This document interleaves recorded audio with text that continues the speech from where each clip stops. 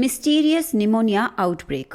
आजकल ये न्यूज़पेपर्स की हेडलाइन बनी हुई है। ज़्यादातर अस्पताल बीमार बच्चों और बड़ों से भरे पड़े हैं। चीन के लोगों में इस बीमारी को लेकर डर बढ़ता जा रहा है और WHO असहाय नजर आ रहा है। यह बीमारी एक ऐसे समय पर पैर पसार रही है जो भारत और अमेरिका के लिए बहुत इम्पोर्टेंट होने वाला है।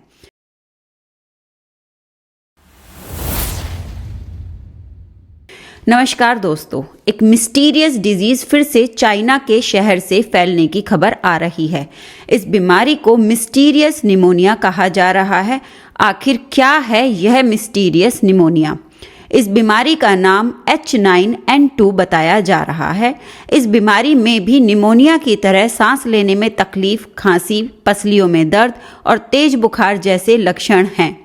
लेकिन यह कितनी खतरनाक है या कोविड-19 की तरह महामारी तो नहीं है, यह फिलहाल साफ नहीं है। इसका कारण है कि चीन इस बीमारी पर चुप्पी साधे हुए है। जी हाँ दोस्तों, चाइना इस बीमारी के बारे में खुलकर कुछ भी नहीं बता रहा है।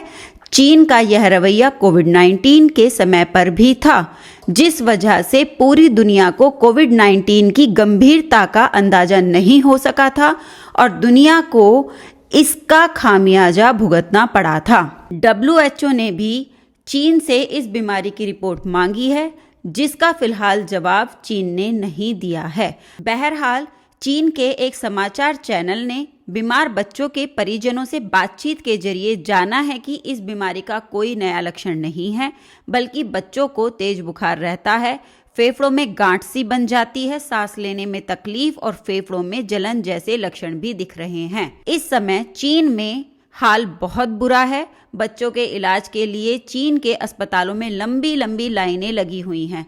बीमारी पर निगाह रखने वाली वेबसाइट प्रोमेड मेल अलर्ट के एक मेडिकल स्टाफ ने बताया कि मरीजों को 2 घंटे तक लाइन में लगकर इंतजार करना पड़ रहा है और हम सभी इमरजेंसी विभाग में हैं।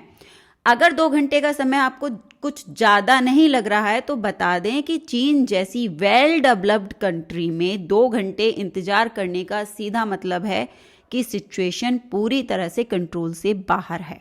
निमोनिया एक खतरनाक बीमारी का रूप लेती जा रही है, जिसका पहला अलर्ट प्रोमेड नामक वेबसाइट ने ही जारी किया है।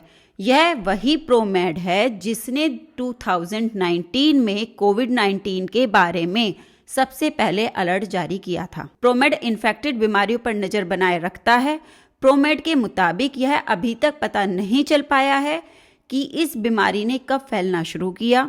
प्लेटफॉर्म ने यह भी नहीं बताया है कि यह बीमारी सिर्फ बच्चों तक सीमित है या फिर बड़ों को भी इन्फेक्ट कर रही है। मामले को प्रोमेड पर आया देखकर दुनिया भर के न्यूज़पेपर्स ने इसे हेडलाइन बनाना शुरू कर दिया, जिससे लोगों की चिंता बढ़ना लाजमी था। लोगों ने प्रोमेड को कोट करते हुए लिखा कि चीन ने हाल फिलहाल में ही कोविड-19 के लगे प्रतिबंधों को हटाना शुरू किया था, जिसके बाद से यह बीमारी फैलनी शुरू हो गई। अब कयास यह भी लगाए जा रहे हैं कि चाइना ने अपना दूसरा बायो वेपन लॉन्च कर दिया है। असल में 16 नवंबर को ही शी जिनपिंग जो बाइडेन से मिलकर आए थे, जहां बाइडेन ने जिनपिंग को तानाशाह कहा और जिनपिंग ने कहा कि वह ताइवान लेकर रहेंगे, और 22 नवंबर को ही बीमारी फैलने की खबरें आने लगी। अब इस बीमारी को फैलने का समय भी अजीब माना जा रहा है, जैसा कि अगले साल भारत और अमेरिका में चुनाव हैं और अगर यह बीमारी कोविड-19 की तरह खतरनाक हुई तो इसका असर चुनावों पर पड़ने की पूरी उम्मीद है। वैसे WHO ने बार बार चीन से पूछा है कि वह सच्चाई बता दें ताकि दुनिया को अलर्ट किया जा सके। फिलहाल चाइना की तरफ से कोई भी रिपोर्ट नहीं दी गई है। WHO कोविड-19 वाला हाल नहीं चाहता, जिस कारण वह बार बार और साफ शब्दों में चीन से इसके बारे में पूछ रहा है। अब WHO इससे ज़्यादा कुछ कर भी नहीं सकता, वह सिर्फ चीन से रिक्वेस्ट ही कर सकता है। वैसे भी चीन की सरकार की मर्जी के खिलाफ वहां से कोई खबर आसानी से बाहर नहीं आ सकती। लेकिन सबसे अहम सवाल यह आता है कि इस बीमारी से कैसे बचा जाए। तो WHO ने कोविड-19 वाली ही सावधानियां बरतने को कहा है, मतलब मास्क लगाइए, वैक्सीन लगवाइए, लोगों से दूरी बना के रखिए और स्वच्छता बनाए रखें। अब पूरी खबर को समझने पर सवाल उठता है कि निमोनिया तो भारत में भी होता है, कहीं वह चाइना वाला ही तो नहीं है जो फैल जाए। अब निमोनिया एक संक्रामक बीमारी है जो मौसम बदलने पर ज़्यादातर फैलती है।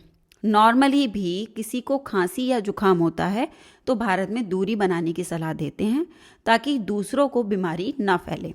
वैसे चीन जैसी स्थिति भारत में नहीं है और भारत में निमोनिया का ट्रीटमेंट आसानी से किया जाता है, तो फिलहाल घबराने की बिल्कुल ज़रूरत नहीं है। वैसे चीन से भी किसी की जान जाने की कोई खबर नहीं है, जो एक बड़ी राहत है। हो सकता है कि मौसम बदलने से बच्चों में बड़ी संख्या में यह बीमारी फैल रही हो, इसके अलावा कुछ भी ना हो, क्योंकि कोविड-19 के बाद से लोगों का इम्यून सिस्टम ज़्यादा कमज़ोर हो चला है, जिससे लोगों और ख़ास तौर से बच्चे जल्दी बीमार पड़ जाते हैं। वैसे हम उम्मीद यही करेंगे कि यह कोई जानलेवा महामारी ना हो।